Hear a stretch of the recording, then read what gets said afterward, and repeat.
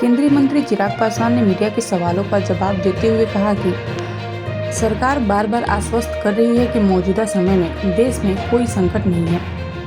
क्या यह विपक्ष की जिम्मेदारी नहीं बनती कि जब दुनिया में कई देश युद्ध कर रहे हैं तो आप ऐसे में देश में यह सुनिश्चित करें कि जनता को कोई परेशानी न हो।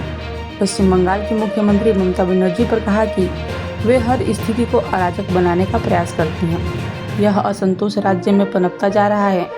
बंगाल में भाजपा के नेतृत्व में एनडीए की सरकार बनने जा रही है। देखिए, मेरी समझ के परे है कि ऐसी चीज में राजनीति करने का क्या मतलब है।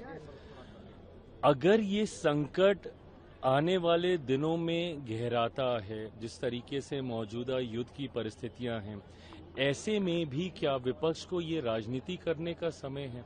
पहली बात तो सरकार बार बार आश्वस्त कर रही है, इस बात का विश्वास सदन के पटल से दिया जा रहा है कि मौजूदा परिस्थिति में ऐसा कोई संकट नहीं है। स्ट्रेट ऑफ हॉर्मुज़ से आपने देखा, आज एक शिप जहाज आया भी गुजरात के पोर्ट पे, आज वो पहुंचा है। कल एक और आ रहा है। आने वाले दिनों में संभवतः कुछ और जहाज को भी जो भारतीय तिरंगे के साथ हैं उन्हें वहां से निकलने की मंजूरी, इजाजत मिल जाएगी। तो संभवतः चीजें वैसा विकराल रूप नहीं लेंगी और स्थिति ऐसे ही सामान्य बनी रहेगी। पर ऐसे में क्या ये विपक्ष की जिम्मेदारी नहीं बनती, जब दुनिया के कई देश युद्ध में हैं, ऐसे में आप देश में राजनीति कर रहे हैं, जबकि आपका सहयोग हर परिस्थिति में, ताकि देशवासियों को किसी तरीके का संकट ना हो, परेशानी ना आए, ये भूमिका लोकतंत्र में विपक्ष की होनी चाहिए ऐसी विपरीत परिस्थितियों में। पर ऐसे में राजनीति करना, यही कारण है कि ममता बनर्जी जी की सरकार वापस बंगाल में नहीं आएगी।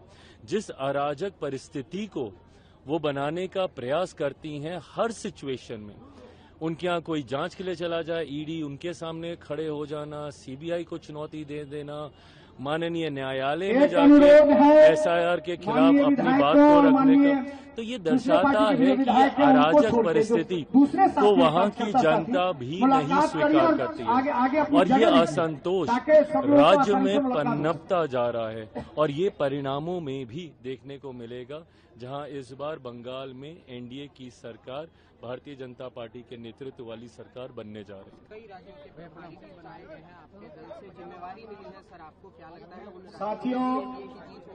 देखिए, मैं मानता हूं, क्योंकि हमारे प्रभारी भी अलग अलग राज्यों में और हम भी खुद अलग अलग राज्यों में जा रहे हैं और फीडबैक यही है कि 5 राज्यों में एनडीए की सरकार बनने जा रही